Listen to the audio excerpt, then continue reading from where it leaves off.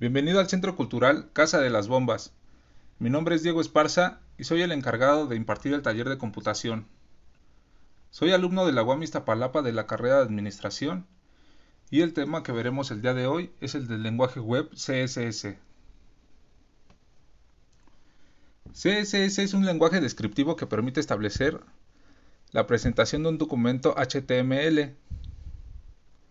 No es un lenguaje de programación, es un lenguaje descriptivo compuesto por reglas que indican cómo presentar un documento HTML. Cuando se asocia una hoja de estilo a un documento HTML, el navegador interpreta tales reglas y las aplica al documento modificando su apariencia. Una regla CSS se compone de uno o más selectores seguidos de una declaración que consta de una o más parejas de propiedades y valor. Un archivo CSS puede contener múltiples reglas. Después están los selectores, los cuales indican a cuáles elementos del documento se debe aplicar una regla. Una regla puede contener uno o más selectores separados por un coma. Las propiedades son características visuales que tienen los elementos HTML. Una declaración puede contener una o más propiedades, cada una con su respectivo valor y separadas por un punto y un coma. Tipos de selectores. Los primeros son los selectores por etiqueta. Este selector corresponde a los nombres de etiqueta de los elementos HTML, por ejemplo, P, A, H1 o div. Significa que la regla se aplicará a todos los elementos de este tipo que aparezcan en el documento. Por ejemplo, si queremos que todos los párrafos tengan determinada alineación o que todos los enlaces tengan determinado color. Después están los selectores por ID.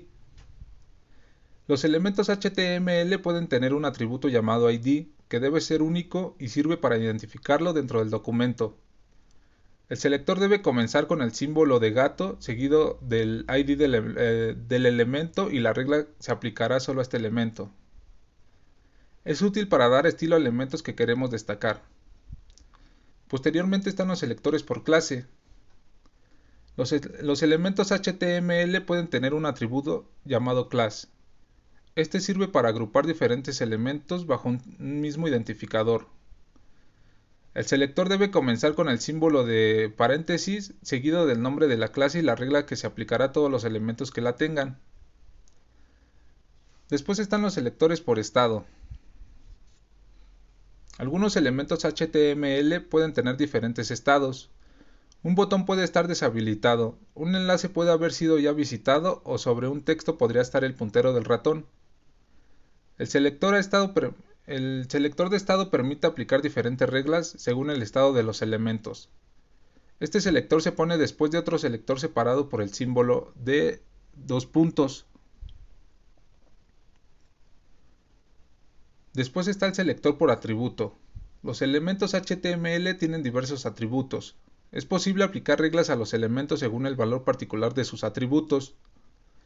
Este selector se indica entre los símbolos de corchete, especificando el nombre y valor del atributo. Puede ir como único selector en la regla o después de otro selector. Y por último está el selector por relación. En un documento HTML encontramos muchos elementos. Unos están dentro de otros, como en el caso de la etiqueta div que vimos anteriormente. Otros aparecen primero o después en relación a los demás. Para seleccionar elementos según su relación con otros, se usan los selectores por relación. Propiedades más comunes. La cantidad de propiedades de los elementos HTML es amplia. Puedes consultar la referencia completa en sitios especializados y a continuación mencionaré solo algunas para que te hagas una idea. Las primeras son propiedades de formato de texto, las cuales son la de TextAlign, la cual permite alinear textos a la izquierda, derecha, centrado o justificado. Después está la de FontWeight, la cual permite ajustar la importancia de la fuente. FontSize es la tercera, la cual permite ajustar el tamaño de la fuente. Y por último, la FontFamily. Esta te permite elegir la tipografía de un texto. Después están las propiedades de posición, las cuales son la de Top, Left, Right, Bottom, y estas indican respectivamente la distancia del elemento a los bordes del documento o de los elementos cercanos a este. La de posición indica cómo se calcula la posición de un elemento en el documento y puede ser absoluta cuando se calcula respecto al elemento que lo contiene o relativa cuando se calcula respecto a su posición original. La de float indica cómo se comporta un elemento si hay espacio libre en el documento. Puede ser right o left, indicando si el elemento ocupa los espacios libres a la derecha o izquierda respectivamente.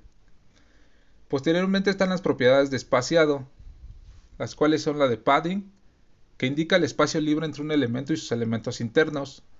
La de margin indica el espacio libre entre un elemento y los elementos externos.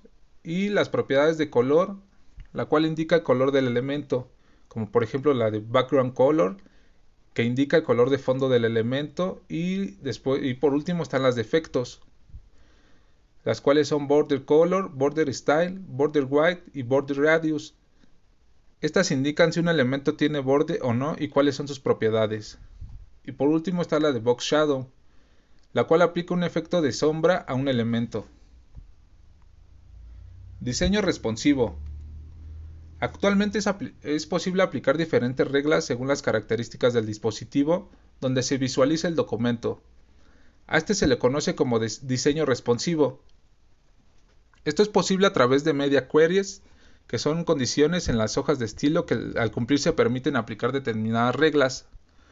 Una media query comienza con el símbolo de arroba seguido de la palabra media, luego el tipo de dispositivo y luego las condiciones entre paréntesis.